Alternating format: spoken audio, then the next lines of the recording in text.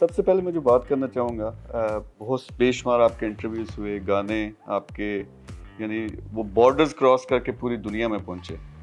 لیکن جہاں سے یہ کام سٹارٹ ہوا، مجھے یاد آتا ہے کہ جب ہم استاد نصرت فتح علی خان صاحب مرحوم ان کی قوالی دیکھتے تھے، وہاں جو ایک کمبینیشن ہوتا تھا آپ کا اور ساتھ ایک بچہ بیٹھا ہوا اور آپس میں وہ جو راگ اور وہ یہ ساری چیزیں ہوتی ہیں. لیکن کوشچن یہ ہے کہ جب بہت بڑا صدمہ ہوا پوری دنیا کو جب وہ اس دنیا سے رخصت ہوئے، لیکن every one had the question کہ اب نیکسٹ کیا ہوگا.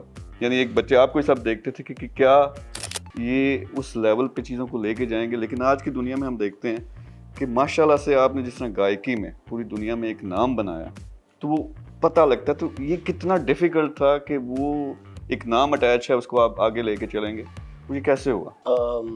میر صاحب، یہ بہت مشکل ٹاسک ہوتا ہے ایک ہر اس خاندان کے لیے کہ جس کی جو لیگسی ہے وہ 600 سال پہ محیط ہو، اور اس کو آگے جو جس لیول پر لے کے جانا ہے، یہ انسان کے بس کی بات نہیں ہوتی.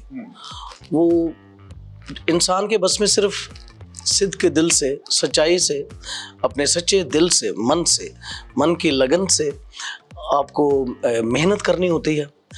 باقی جو ہے وہ اوپر والے کی ذات پہ، اللہ پہ وہ چھوڑنی ہوتی ہے وہ چیز کہ اللہ تعالیٰ اس محنت کو وہ کس طرح سے ایکسیپٹ کرتے ہیں.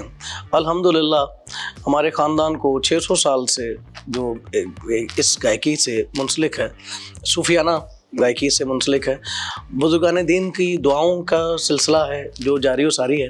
اور ابھی بھی جو چیز آپ کہہ رہے ہیں کہ یہ کس طرح سے یہ آگے چیز بڑھی، اس میں بھی دعاؤں کا اثر ہے.